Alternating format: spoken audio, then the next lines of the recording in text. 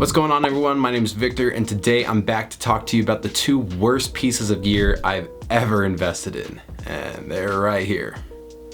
Yes, this is in fact the Ronin S, and then this is in fact a knockoff glide cam.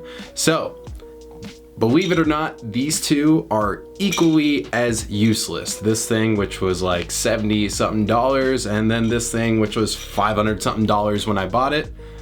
No use to me. But let me be clear, in my case, they're useless to me. In your case, they might not be. But this one might be useless to everyone. So I'm gonna start with this tiny little knockoff glide cam. So basically, before I had a stabilizer, I wanted to get one, and I saw how expensive they were, and I was like, there's no way I'm gonna afford that right now. This was seriously it as soon as I was getting started, and you're kind of in those murky waters of not knowing whether or not you're actually going to fully pursue this. Can I make this a career? Can I make it more than just my passion? But honestly, if it's just your passion, you could still upgrade to something better than this knockoff thing if you have the money to, but I just wasn't sure. So I decided to go with this thing first. So this is a SuteFoto. I'm not sure if I'm pronouncing that right. No clue the brand, it was just one on Amazon. But anyway, I could never get this thing balanced, and especially if you've never used a glide cam before, they can be a little tricky to balance. You watch a bunch of videos and then you kind of figure it out, and honestly, this thing's tiny. This thing is almost the size of my camera right now. So like two 1DXs kind of just put this together, and it comes with some extra weights, and like now that I'm looking at it, a piece literally just fell off. Anyways, now that I'm looking at it, I think that I could get this balanced, but still, I think that this thing is too small for my current camera. And the thing about going the cheap route is that this is not built for efficiency. My actual glide cam, the Devon Graham series that I later invested in, is built for efficiency. So here's my Devon Graham version, obviously way bigger. I mean, you can't even fit this whole thing, and you know, it's extended a little bit and weighted for my camera right now, but just the efficiency alone, balancing for the plates. We got little knobs here that will send it forward, backwards, left, right.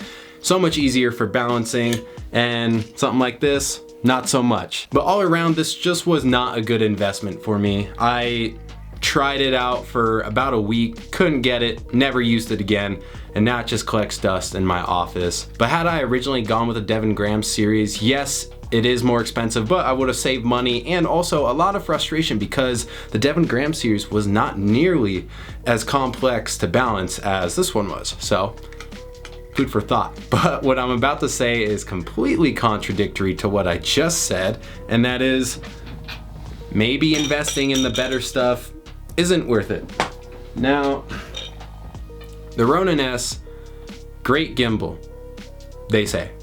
I never really had a great experience with this gimbal.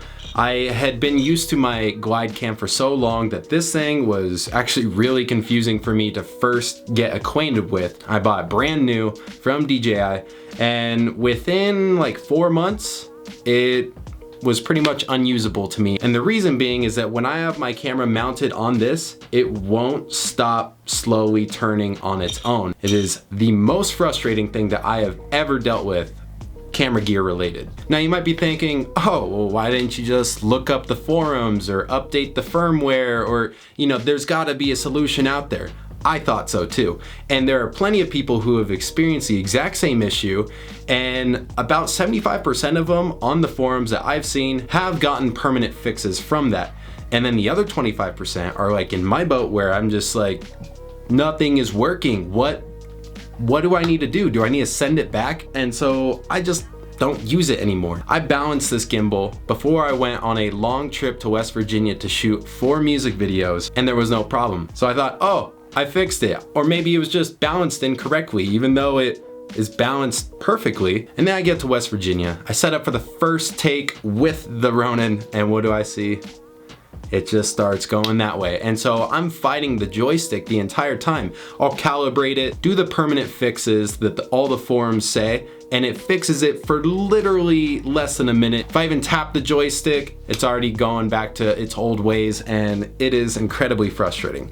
And now maybe some of you in the comments will comment down, you know, the methods that you have that fixed your gimbal like that, and I would almost guarantee you that I've tried all of them, but if you know of any, I would be interested to see them and see if there's anything that I missed, because maybe that will salvage my gimbal. And I've got nothing against DJI, I just think that I happen to get one out of the, you know, however many thousands that is a dud. Which is really unfortunate because, you know, no one likes to spend $500 something on something for it to work for 4 months. Anyway, you can't go wrong with the GlideCam. I trust my hands and my own balance better than I trust motors with batteries. So I tend to lean towards the GlideCam for everything I need that type of stabilization for, whether it's a wedding or a music video or anything like that. The only thing that sucks is when it's in wind, because then it's way more work. Anyways, I hope you guys liked this video. If you did, leave me a thumbs up. And then I'd also be interested to hear your top 2 worst investments in gear, so we can all cry together